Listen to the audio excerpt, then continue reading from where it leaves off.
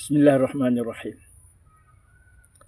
Mengapa kita melihat Iran begitu hebat? Mereka datang ke Pakistan dengan lagak yang segak, yang hebat, yang digeruni oleh seluruh dunia. Mengapa, tuan-tuan? Apakah senjatanya? Senjatanya ialah kerana mereka takut kepada Allah. Mereka tidak takut kepada manusia. Mereka tidak menyembah taghut. Mereka hanya menyembah Allah Subhanahu wa taala. Mereka beriman kepada Allah dan beriman kepada malaikat, beriman kepada Rasul, beriman kepada kitab, beriman kepada qada dan qadar. Mereka membaca Al-Quran. Allah berfirman, "Fala takhshawhum wakhshawni."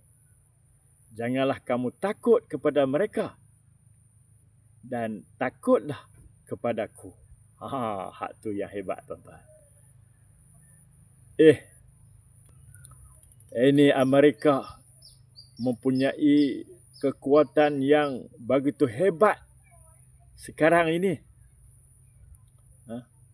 Hebat kekuatan.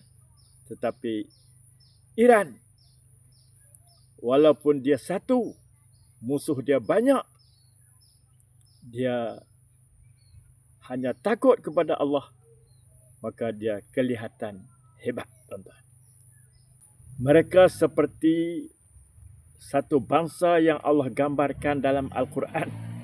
Allah mensifatkan golongan yang Allah Ta'ala cinta, Allah Ta'ala kasih, ialah bangsa yang takut kepada Allah dan tidak takut kepada makhluk. Ini yang ada pada orang Iran sekarang. Ada pada pemimpin-pemimpin Iran sekarang. Allah berfirman, "Yuhibbuhum wa yuhibbunah, azillatin 'alal mu'minin, a'izzatin 'alal kafirin, yujahiduna fi sabilillah, wa la yakhafuna lawmata la'im. Zalika fadlullahi yu'tihi man yasha', wallahu wasi'un alim." Mereka seperti satu bangsa yang yuhibbuhum wa yuhibbunah. Allah kasih kepada mereka dan mereka juga kasih kepada Allah. Azillatin 'alal mu'minin. Mereka lemah lembut, bersikap kasih, bersaudara dengan orang-orang yang beriman. Aizzatin 'alal kafirin. Tetapi mereka tegas dengan orang kafir, dengan Amerika, dengan Israel, dengan kuncu-kuncu Amerika dan Israel. Tegas. Mereka geretak macam mana pun, mereka lawan. Ini sifat-sifat orang yang cinta kepada Allah. Allah pun cinta kepada mereka. Yujahiduna fi sabilillah. Mereka berjuang, berjihad pada jalan Allah. Berperang, mempertahankan kedaulatan Iran, mempertahankan harta orang-orang Iran. Itu adalah fi sabilillah. Wala yakhafuna lawmata la'im. Dan mereka tidak takut walaupun mereka dicela. Orang cela mereka, mengatakan mereka ni sesat, mereka ni tidak mengikut agama Islam. Macam-macamlah kata-kata pada mereka. Ada yang kata mereka ketegak. Ketegak. Tak mau ikut Amerika.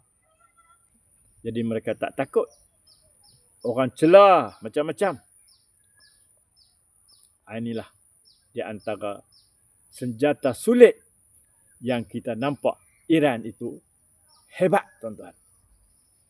Zalika fadlullahi yu'tihi man yasha. Demikianlah Allah mengurniakan kelebihan kurniaannya kepada siapa yang dia suka.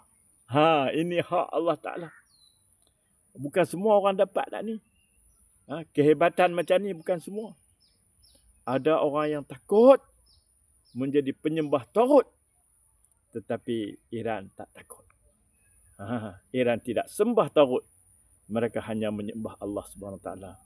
Wallahu wasi'un alim. Dan Allah itu maha luas kurniaannya dan maha bijaksana. Tuan-tuan, fa aina tazhabun? Kemana kamu? Allah Ta'ala tanya kita. Wallahu a'lam.